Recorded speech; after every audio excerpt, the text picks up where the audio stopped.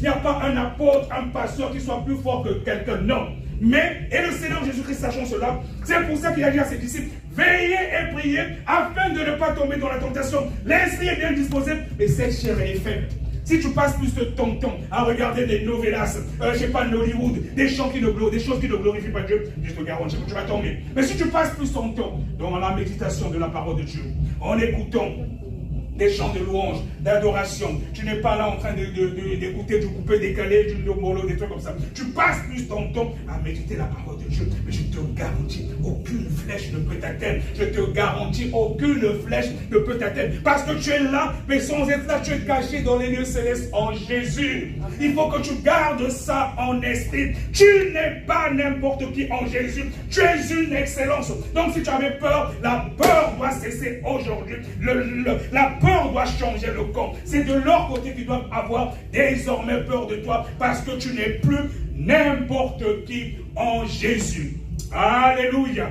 Amen. Alléluia. Amen. Gloire à Jésus. Au verset 43 du livre de Jean que nous venons de lire, le Seigneur Jésus qui avait dit, il est dit, ayant dit cela, il cria d'une voix forte, Lazare, sort. Il cria d'une voix forte, Lazare, sort. Bien que Lazare était mort, il cria d'une voix forte, Lazare, sort.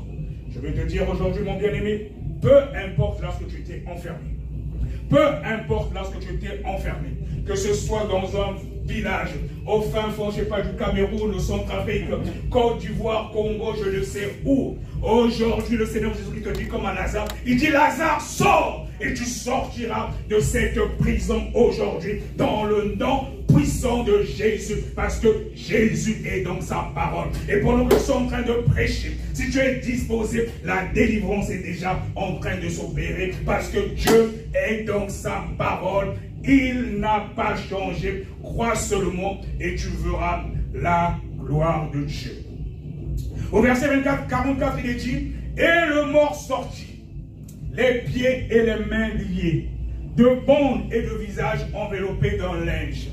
Jésus leur dit, déliez-le et laissez-le aller. Déliez-le et laissez-le aller. Alors bien aimé, je veux dire que tu vas sortir de cette prison spirituelle aujourd'hui. Mais tu ne dois pas faire que sortir.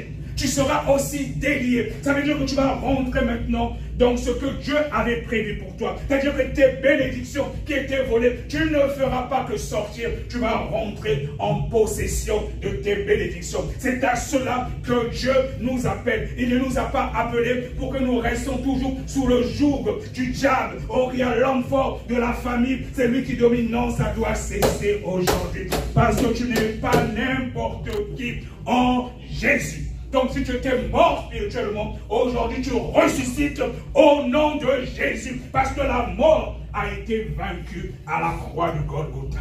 Il a pris nos infirmités, il a pris nos maladies, il a pris nos infirmités, il a pris nos maladies. La mort a été vaincue à la croix de Golgotha. Comme il est dit dans le livre de 1 Corinthiens 15, la sœur Yvette, si tu peux lire, 1 Corinthiens 15, le verset 54, mais la partie B, 1 Corinthiens 15, le verset 54, la partie B, et tu lis aussi le verset 55. 1 Corinthiens 15, le verset 54. 1 Corinthiens 15, 54, la partie B, après le verset 55.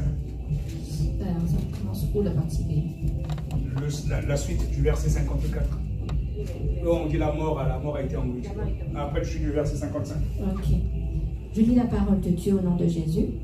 La mort a été engloutie dans la victoire. Ô mort, où est ta victoire? Ô mort, où est ton aiguillon? Amen. Amen. Amen. Bien aimé, la mort a été engloutie dans la victoire. Et nous combattons dans la victoire. Tu dois savoir que tu combats dans la victoire. Tu n'es pas n'importe qui. En fait, Jésus a déjà tout accompli à la croix. Il nous demande tout simplement de faire notre part. Lui, il a fait sa part. Et quand nous faisons notre part, il agit en conformité justement avec sa parole. Nous combattons dans la victoire. Donc ne crains plus rien. Si tu étais mort spirituellement, du moment que tu as reçu le Seigneur Jésus comme ton Seigneur et Sauveur, et quand tu prends la résolution, et c'est pour ça qu'on parle souvent du renoncement pendant que nous faisons la confession. Quand tu prends la résolution de laisser le péché, tu renonces. Comme il avait dit à la femme adultère, je ne te condamne pas, mais va et ne pêche plus. Le Seigneur Jésus-Christ te dit la même chose aujourd'hui. Du moment que tu as cette résolution dans ton cœur, même si tu vivais encore dans le péché, même s'il y avait quelque chose encore en toi qui ne glorifie pas Dieu, prends seulement la résolution et en renonçant, je te garantis, tu verras la gloire de Dieu dans ta vie. Alléluia. On va se lever. On va se lever. On va se lever. L'Esprit de Dieu me met à cœur aujourd'hui de prier pour quelqu'un.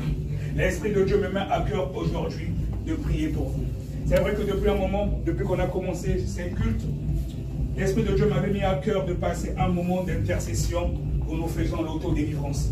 Et aujourd'hui, c'est moi qui vais prier pour vous. L'Esprit de Dieu me met à cœur de prier pour quelqu'un. Il faut que tu sors de ces prisons sataniques.